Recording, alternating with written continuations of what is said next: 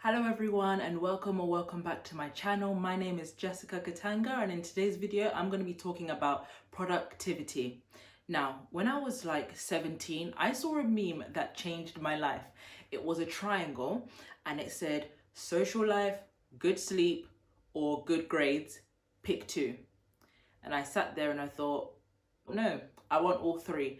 And that started off my productivity journey. And since then, good grades has evolved to encompass not only me being a medical student, but also my side hustles, my extracurricular commitments, and everything. Yet I am not busy. I would not describe myself as a busy person. I am a productive person. If you have a lot of projects coming up, or you find yourself that the day is just always running away with you, you just don't know where the day has gone, and you're like, I want to be more productive, I want to be more on my ish, then keep watching and I'll tell you all my secrets. Let's get right into it. My first tip is decide whether you are a morning or a night person and stick to it. So I am a morning person and I would recommend, if you're really wanting to be productive, to be a morning person as well. There are so many TED Talks as to why waking up at, like, for example, 5 a.m. is really important.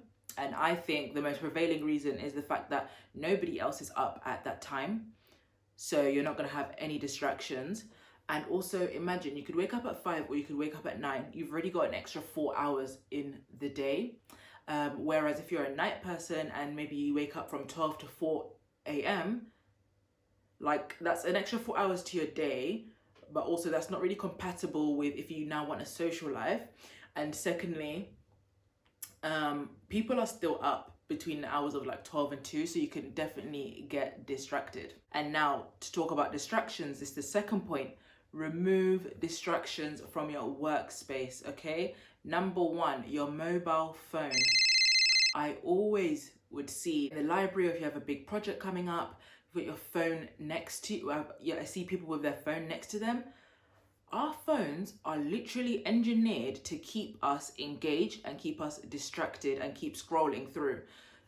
You are not smarter or more strong-willed than Facebook, than Twitter, than Instagram. Put your phone away, because every ping is like something drawing you away from your goals and what you need to do. Put your phone away. And also in terms of distractions, if you know that for example, I don't study at home, I study in the library, because at home you have your family members coming. So okay, cool. So I told you how I'm a morning person. Now if I go to the library straight away, I can start my work at 6 uninterrupted. But if I would stay at home, then you know, my parents will wake up at 9 a.m. Then I have to go greet them, or maybe they'll come up and they've got a question, and then they'll just talk to you, and you start having a 20-minute conversation with your parents, with your siblings, with your friends, your roommates, if you live with them.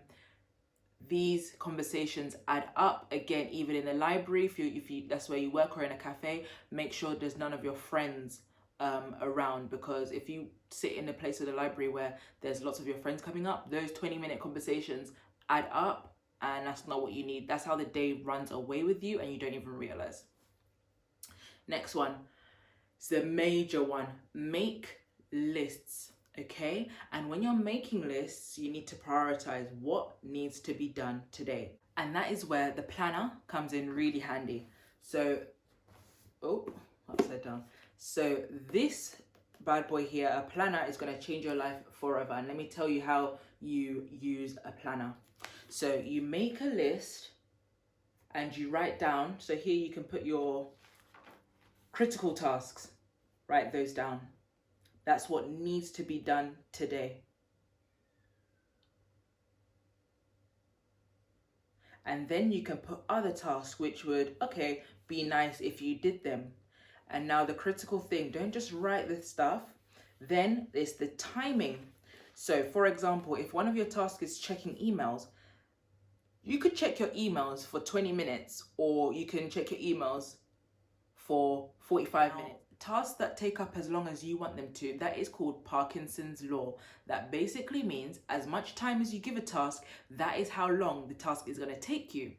And this explains why if you had a project, maybe they gave you the deadline and it's in 2 weeks' time, you can complete that project in 2 weeks' time, or if you leave it last minute, you still complete the project.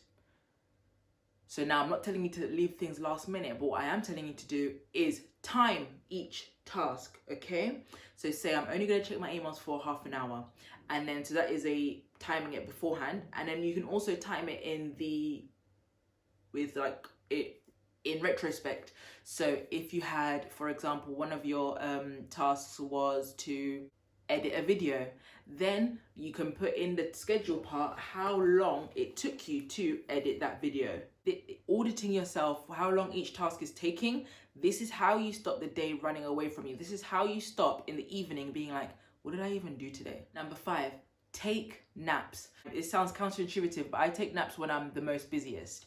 So what I'll do is, we all know about the afternoon slump. So whatever time you've woken up and you are revising, or you're working on a project or anything that you need to do, then after lunch, like 1, 2, you start feeling tired, go to sleep.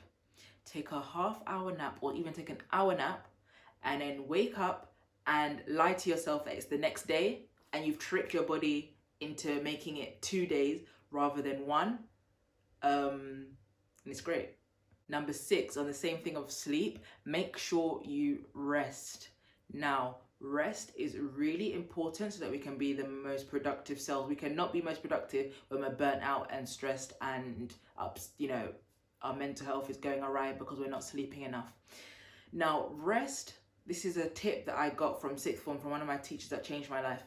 When you are making, for example, if you've got a project coming up, or you've got an exam coming up or something, and you make your timetable and you plan your week ahead, always leave 1 day for rest.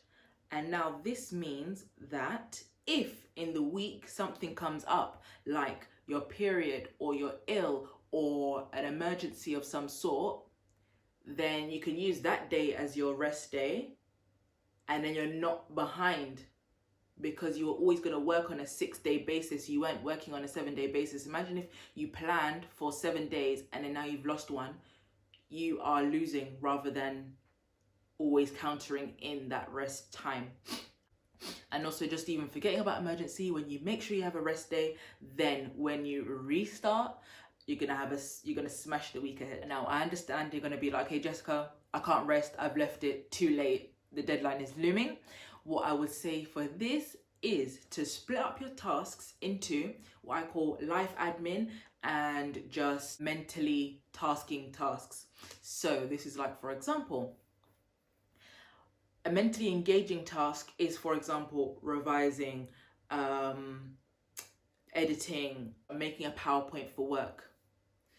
But life admin are tasks that you have to do but don't require brain energy. For example, tidying your room, checking emails. So use these life admin tasks as your rest time. Put some music on, make sure you're doing it really mindfully and you're just not thinking of anything. So you're still being productive, but you're giving your brain a rest.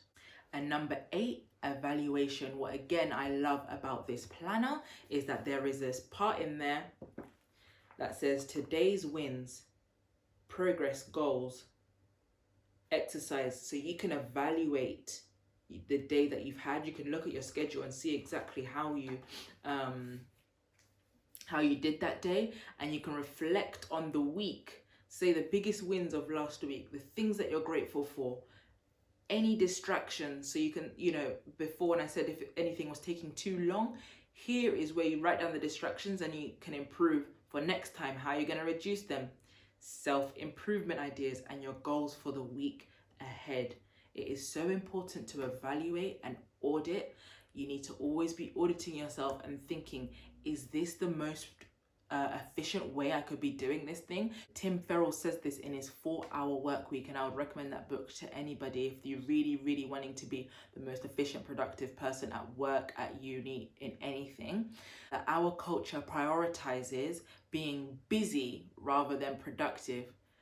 I've seen in med school, we are all busy people, but people are like, oh my gosh, I was revising for the whole day. Why are you showing off about that? You used the whole day to do something. But how much of the day were you actually revising? Because how many times were you checking your phone? How many times were you stopping because your friend came into the library and you're talking for 20 minutes? You know, I'm not sending for anybody, but I'm just saying we need to always make sure that we are being the most efficient, because now when you take that 20 minutes out of your work time to talk to your friends, you're not being productive, yet you're getting more tired because you are still in that library setting. So your brain still thinks that you're working. Whereas you could just cut out all those distractions, and then those 20 minutes that you would have used in the library, you can just go home an hour early and rest properly in a different setting. Okay, we need to make sure that we're completely dividing workspace and completely dividing relaxation space. And also this planner is great because you put the dates in yourself. So you're not confined to the usual January to December that most planners come into, or September to September. If you fall off for a little bit and you're not using your planner, then you don't have to waste any days. This is a really good investment, any planner, and I will link this one. This is the one that I use and has changed my 2020, and I want you to use this one as well, so that we've got 6 months left of 2020. Let's turn this baby around and let's be our most productive, efficient selves. So thank you so much for tuning into this video. Like if you liked the video, make sure you comment down below. What are your top tips to productivity and what will you be taking from this video? And make sure you share this video with a loved one that you know, if they've got lots of projects coming up or lots of side hustles and they're finding it hard to spread themselves thin. Share this with them so that they can excel. Remember, on this channel, we all have to win together. So make sure you subscribe so you can join the winning team, and I'll see you in the next video. Bye.